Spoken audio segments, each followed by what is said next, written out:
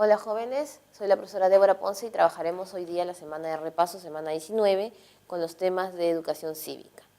En 13 preguntas estaremos desarrollando casi todo lo que hemos visto durante estas semanas y rescatando lo más importante. Empezamos con la primera pregunta. Ninguna persona puede renunciar a sus derechos humanos ni negociarlos. Tampoco el propio Estado puede disponer de ellos, salvo que se trate de situaciones extremas, en donde algunas de sus facultades pueden ser limitadas. Esto es debido a los derechos humanos recordemos que los derechos humanos son facultades propias o inherentes del ser humano y tendrían varias características, ¿no? Inviolables era que nadie podía transgredirlos, por lo tanto eran sancionados. Universales es para todos. Interdependientes, que primero se hace un derecho y luego otro. No puede satisfacer la educación si primero no satisface la parte de la alimentación. Naturales, nosotros no le llamamos naturales, le decíamos inherentes más que todo, porque son propios del ser humano. Importantes, sabemos que los derechos humanos son importantes, pero no es que le damos una importancia frente a un tema, en realidad son indispensables. Imprescriptibles era que si nacía un nuevo derecho o alguna nueva norma en función de un derecho, todas las personas que nacían luego de esta norma, obviamente iban adheridas inmediatamente a este nuevo reglamento. Tenemos ya inalienables, que nadie podía quitarte ni robarte ese derecho, e intransferibles, es que tú no puedes decir, yo he perdido el derecho a la vida, entonces quiero que la otra persona que está libre me ceda su libertad. Eso es imposible. Como hablan aquí de que nadie puede renunciar ni negociar, estás hablando de intransferible, y que el Estado no lo puede disponer de ello, sería inalienable. El Tribunal Supremo de Justicia de Venezuela tomó la decisión de asumir las competencias legislativas de la Asamblea Nacional, debido a la ruptura del orden democrático de ese país. Ante esta situación, el secretario general de la OEA solicitó la aplicación de... Sabemos que cuando hablamos de democracia, estamos solamente en un documento. Ese documento es la Carta Democrática Interamericana y prescribe para todos los países que están obviamente dentro de la OEA, y obviamente son países americanos. En este caso se buscaba la aplicación de la Carta Democrática Interamericana. Pero como nosotros sabemos, Venezuela renuncia a esta posición de ubicación dentro de la OEA, por lo cual no podemos aplicar dicha carta. Mediante un proceso de fiscalización interna quedó en evidencia que el director de una oficina administrativa de una universidad nacional se estuvo apropiando de manera sistemática del presupuesto de su despacho. Esos son los tipos de corrupción, ¿verdad?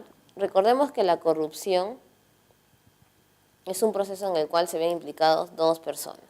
Si una persona da el dinero y otra persona lo recibe, ahí hay un acto de corrupción. Si no, de lo contrario, habría simplemente un corrupto, que es el que recibiría, y había un corruptor. Si hay solamente uno de ellos, no estamos hablando de corrupción. En este caso hay tipos de corrupción. Colusión era cuando una empresa o una organización se aprovechaba de su capacidad económica y sobornaba al Estado, por ejemplo. Ahí teníamos el caso de Odebrecht. Cohecho pasivo es el recibir, el soborno generalmente es el dar el dinero y el cohecho es el recibirlo. Teníamos obstrucción de la justicia, es decir, que impidamos que se den algunos dictámenes o fallos dentro del Poder Judicial. Y nos queda peculado o tráfico de influencias. Tráfico de influencias es cuando una persona, aprovechando que conoce o tiene conocidos en algún cargo, en algún lugar, solicita puestos de trabajo, ubicaciones, entre otros. Y peculado, que es lo que más o menos nos mencionan aquí, es cuando tú te aprovechas de algo del Estado para beneficio propio. Puede ser material o puede ser dinero. Si es dinero, encima le llaman malversación de fondos. La pregunta 4 tiene que ver con lo que son patrimonios. En la Catedral de Cusco existen 50 lienzos sobre las letanías lauretanas que ejecutó en 1755 el maestro Marco Zapata. Estos lienzos decoran toda la parte alta de la catedral, cubriendo los netos o pedestrales de los arcos tanto de las naves laterales como de la sacristía. Entonces tenemos aquí, si hablamos de Catedral de Cusco, estamos hablando de algo después de la llegada de los españoles.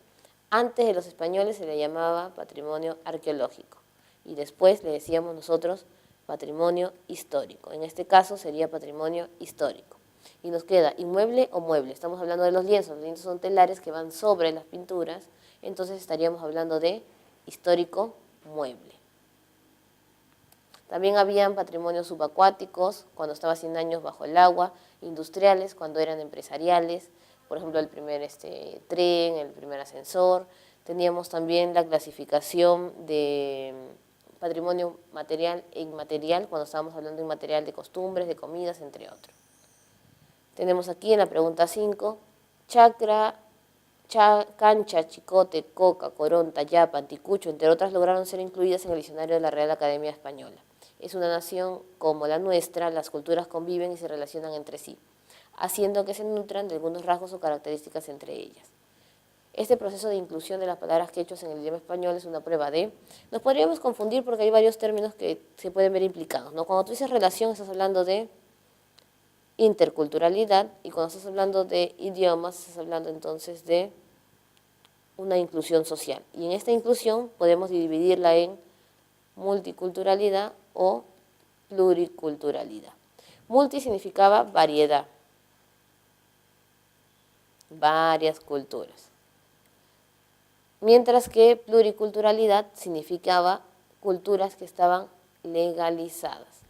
En este caso no hablamos de ese término de pluriculturalidad como legalidad, sino de una inserción. Cuando tú utilizas un idioma aprobado en el país, por ejemplo, tenemos idiomas oficiales, el castellano, el quechua, y las lenguas aborígenes y el aymara.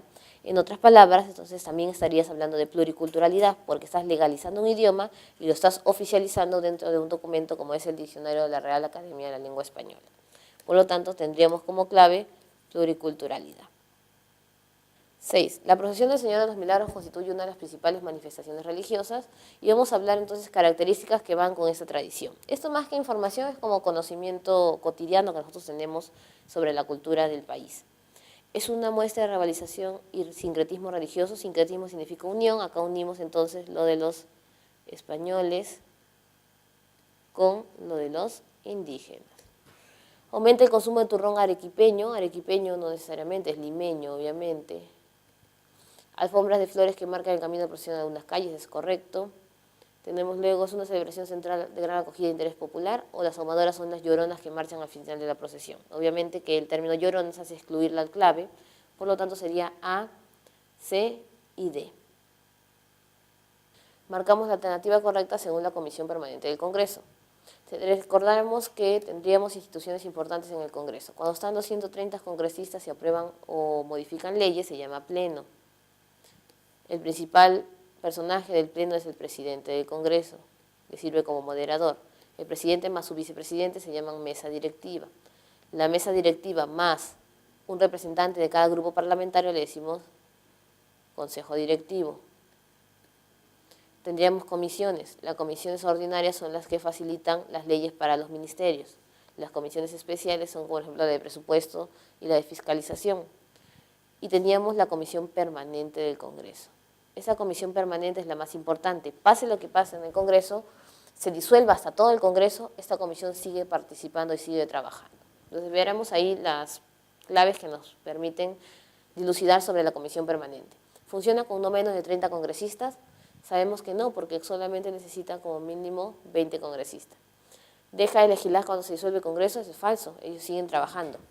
¿Sus vicepresidentes son los mismos del Congreso? Sí, igual que el mismo presidente del Congreso también. Se instala en los 15 primeros días del periodo ordinario, eso también es correcto, y es presidido por el presidente del Congreso también, porque los mismos de la comisión permanente que dirigen son la misma mesa directiva del primer periodo que se inició en el Congreso o la primera legislatura. Tendríamos entonces C, D y E. El presidente de la República desea hacer uso de los prerrogativos constitucionales para reunir a los congresistas. Acá tenemos ya la clave. Cuando el presidente de la República llama a los congresistas, está llamando a legislatura. Cuando el congresista está en legislatura ordinaria, que son 2 veces al año y en intermedio están los recesos parlamentarios, siempre son convocadas por el presidente del Congreso. Entonces, cuando el presidente de la República lo solicita, se le llamaría legislatura extraordinaria. El Poder Judicial es el encargado de ejercer justicia a través de sus órganos jerárquicos. Luego de reconocer la veracidad o falsedad de los siguientes enunciados sobre este poder estatal, marque la alternativa correcta. Recordemos que el Poder Judicial tiene una pirámide. Las faltas las ven el juez de paz y el juez de paz letrado. Y los delitos los ven obviamente el juez especializado mixto, lo ve la Corte Superior y la Corte Suprema. Y los casos iban en su vida, ¿verdad? Si no te atendían en uno, ibas hasta la Corte Superior dependiendo del caso. Solamente habían 2 instancias y también tomemos en cuenta que este juez de paz solo resolvía los casos en su lugar y no tenía dónde apelarse. Este juez de paz era elegido por el pueblo, elección popular, y no necesariamente necesitaba ser un abogado. Y la ubicación también es diferente. Juez de paz está en los centros poblados, juez de paz letrado está en los distritos, juez especializado mixto está en las provincias, el Corte Superior en los distritos judiciales y la Corte Suprema obviamente se encuentra su sede principal en la ciudad de Lima. Tenemos ahí, los juzgados especializados tienen como competencia los distritos judiciales, falso. Juez de paz soluciona conflictos mediante conciliación, verdadero, porque en este lugar, como no hay conciliador, no hay centros de conciliación, todo lo hace el juez de paz. ¿Las personas con escasos recursos tienen derecho a una defensa gratuita? Sí. Recordemos que hay un principio de gratuidad en el caso de baja economía. ¿Un policía en ejercicio puede postular a ser juez de paz? No. Para ser juez de paz, la persona no tiene que tener ningún cargo vinculado con el Estado. Tenemos ahí entonces la clave C. En la pregunta 10 tenemos el órgano constitucional autónomo cuya función principal es la defensa de los derechos legales y constitucionales de la sociedad se denomina. Recordemos entonces la distribución de los órganos constitucionales autónomos. Podrían ser estos de tres tipos: electorales, económicos y jurídicos o judiciales. Tenemos ahí entonces electorales, Jurado Nacional de Elecciones, OMPE, Oficina Nacional de Procesos Electorales, y Registro Nacional de Identificación y Estado Civil. Económicos tendríamos Contraloría General de la República, tendríamos Superintendencia de Banca y Seguros, el Banco Central de Reserva del Perú, y jurídicos obviamente tenemos nosotros, Ministerio Público, Defensoría del Pueblo, Tribunal Constitucional y Consejo Nacional de la Magistratura. Consejo Nacional de la Magistratura nombra jueces y fiscales y además nombraba al jefe de la OMPE y de la RENIEC. Tribunal Constitucional resolvía los casos de garantías constitucionales. Todas llegaban en segunda instancia allí menos la acción popular, y la que llegaba de frente al tribunal era la acción de inconstitucionalidad. Defensoría del Pueblo era con problemas de la comuna en general, y también denunciaba cuando los actos administrativos no se daban. Por ejemplo, si el alcalde no cumplía sus funciones, el defensor hacía la denuncia.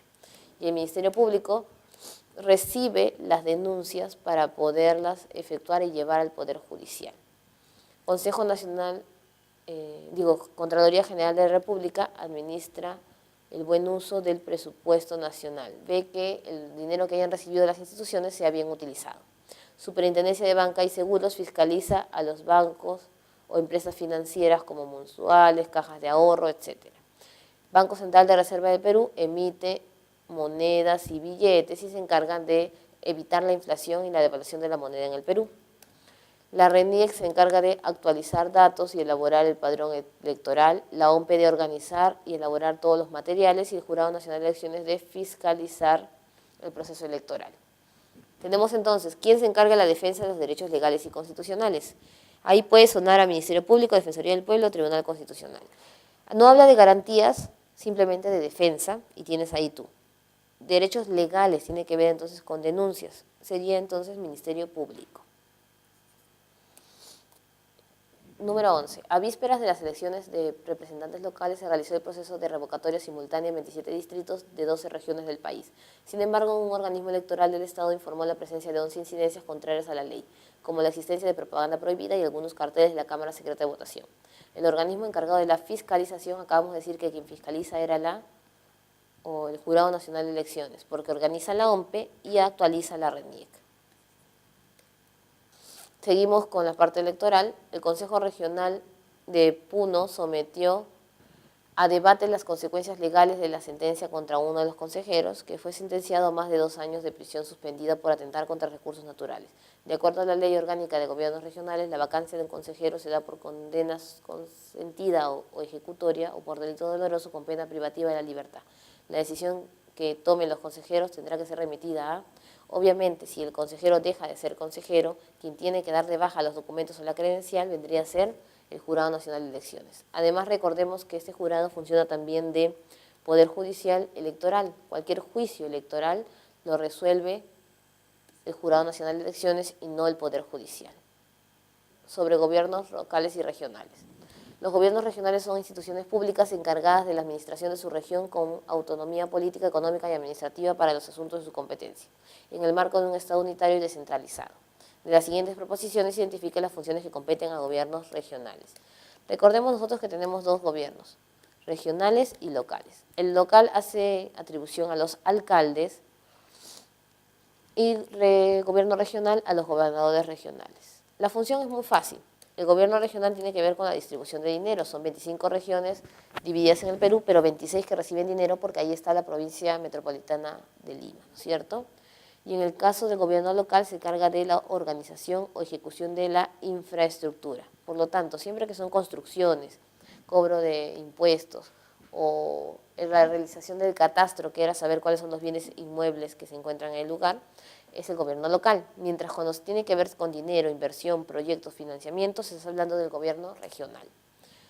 Formular el plan de desarrollo de la región, aquí su nombre todavía lo dice, es correcto. Promover y ejecutar las inversiones públicas regionales, ahí dice regional, pero así no dijera, habla de inversiones.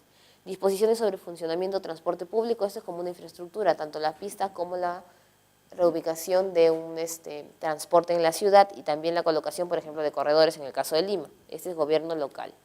Adquirir y enajenar bienes muebles e inmuebles o llevar a cabo las obras públicas de su región. Acá hablamos de obras públicas de la región, por lo tanto sería gobierno regional y habla de obras públicas.